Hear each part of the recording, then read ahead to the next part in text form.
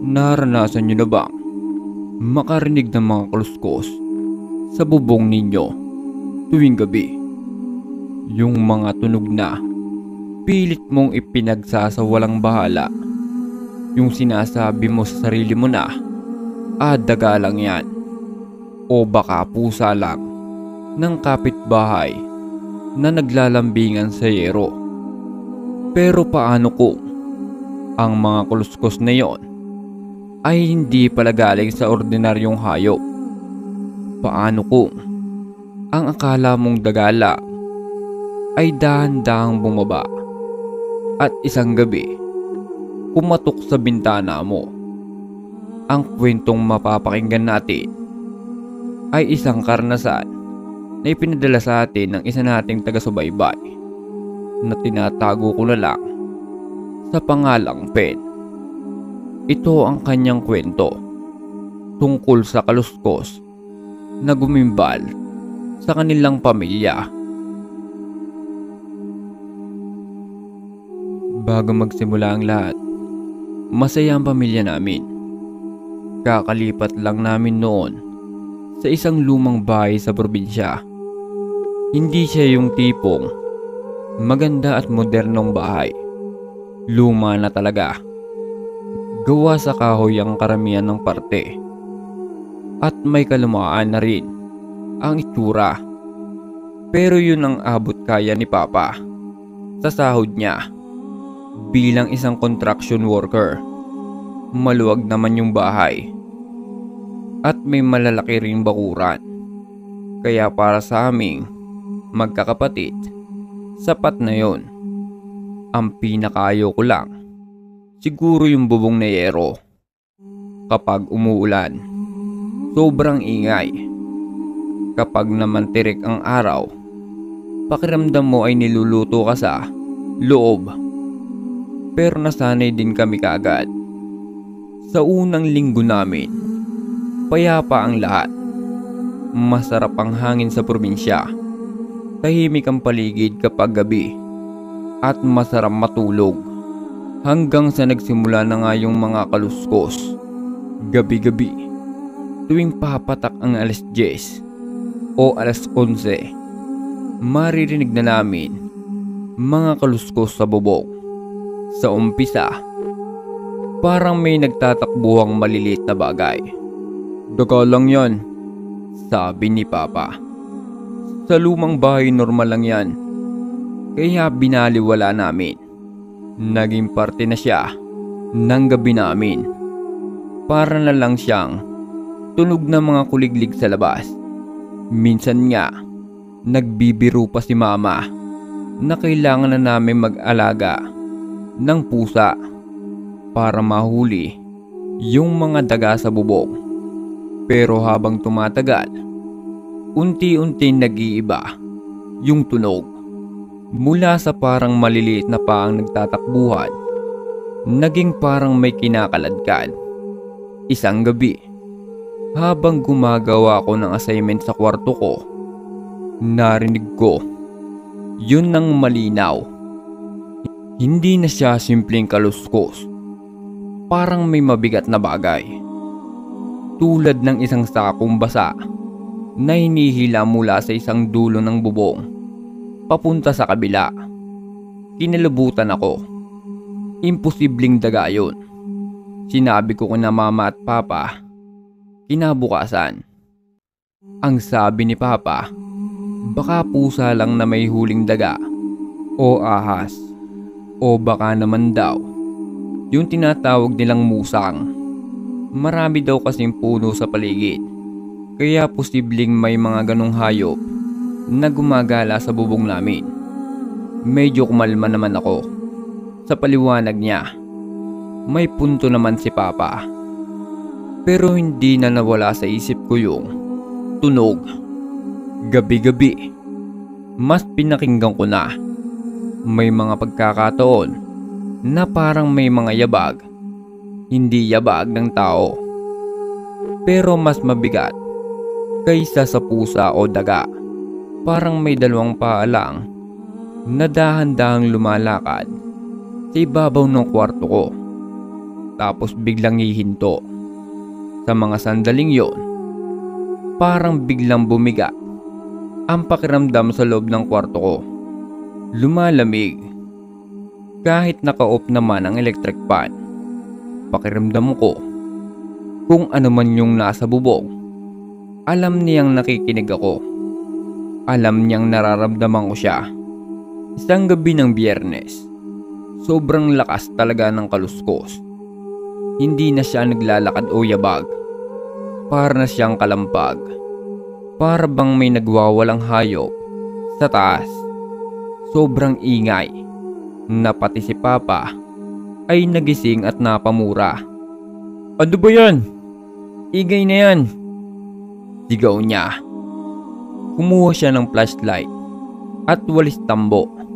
Lumabas siya ng bahay at sinubukan niyang silipin yung bubong. Pero madilim sa labas at wala siyang nakita. Pinalo-palo na lang niya yung kisame namin gamit yung walis para takutin kung ano man yon. Tumigil naman yung kalampag. Pero bago kami bumalik sa pagtulog, may narinig kaming isang malakas na kalabog na parang may isang mabigat na bagay na tumalon mula sa bubong namin papunta sa lupa. Hindi na kami nakatulog ng maayos noon. Kinabukasan, chinek ni Papa yung paligid ng bahay. Wala siyang nakitang kahit anong bakas. Sabi niya, aakyatin niya yung bubong sa linggo para i-check kung may butas o kung anumang pwedeng pasukan ng hayop. Dumating ang Sabado ng gabi at dito na nangyari ang hindi ko kailanman malilimutan. Malakas ang ulan noon, yung tipong may kasamang malalakas na hangin at kulog. Dahil sa ingay ng ulan sa yero naming bubong, hindi na namin marinig yung dating gabi-gabing kaluskos. Akala ko nga magiging payapa ang tulog ko. Nakaiga na ako sa kama ko, nakatitig sa kisame. Ang kwarto ko ay nasa ikalawang palapag.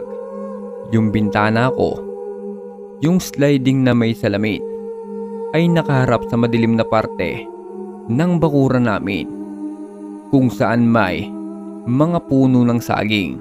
Sa kalagitnaan ng paghampas ng ulan at hangin, may narinig akong kakaibang tunog. Isang tunog na pilit na sumasabay sa ingay ng bagyo. Isang mahinang katok sa bintana ko. Napabangon ako. Nanlaki ang mga mata ko.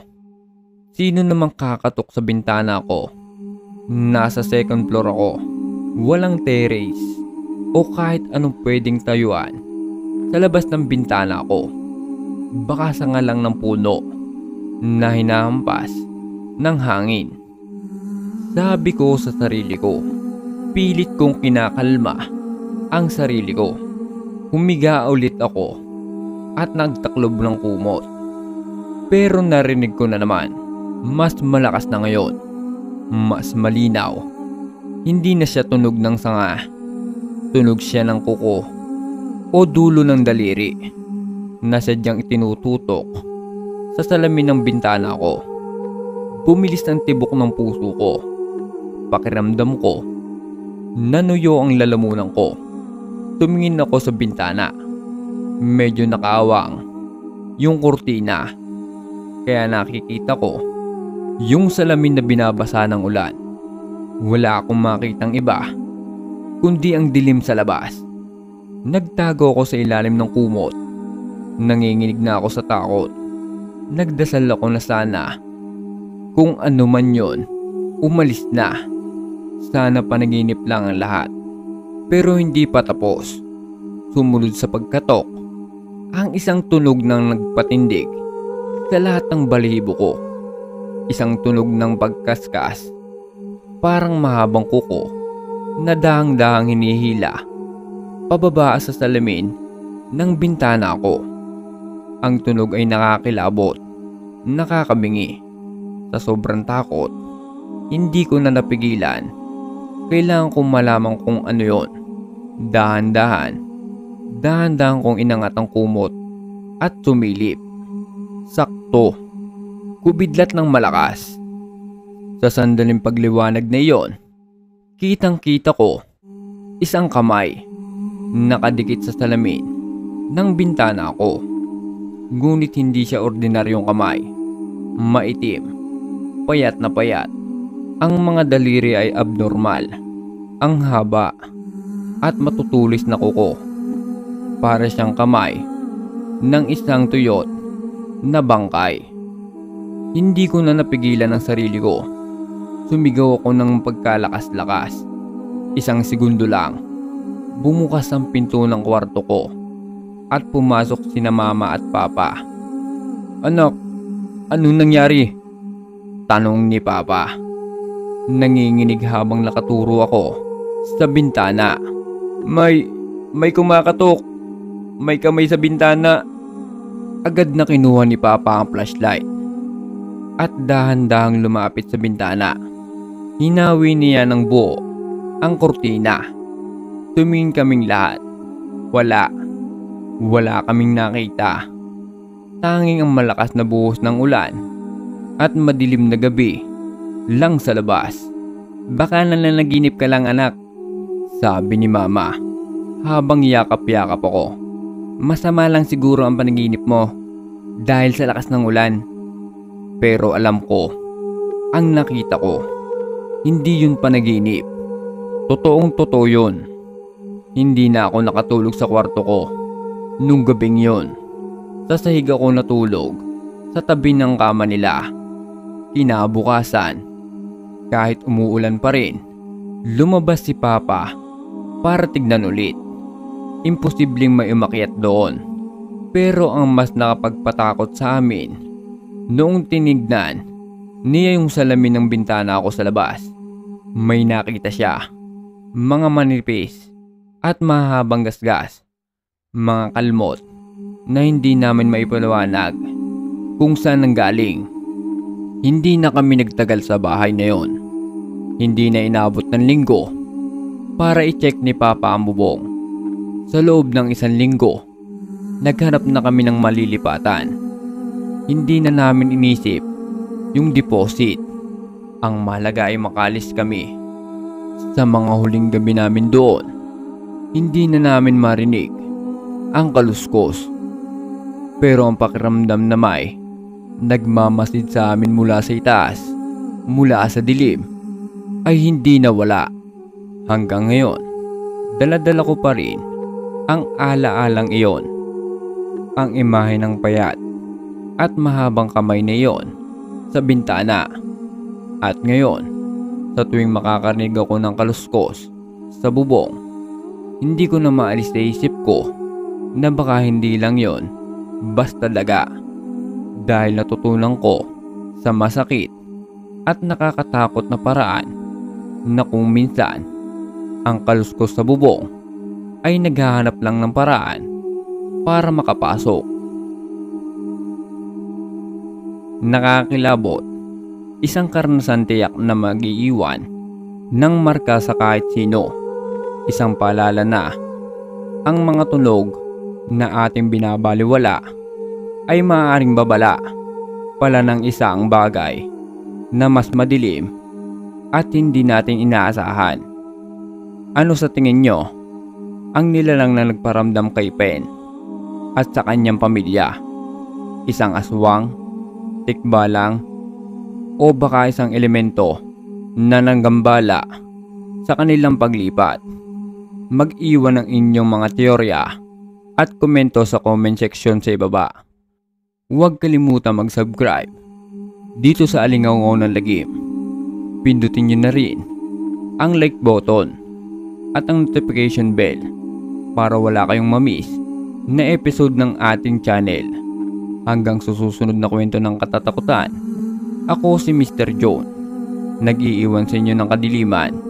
Mag-ingat kayo dahil baka ang susunod na katok ay sa inyong bintana na. Maraming salamat sa inyong pakikinig. Paalam.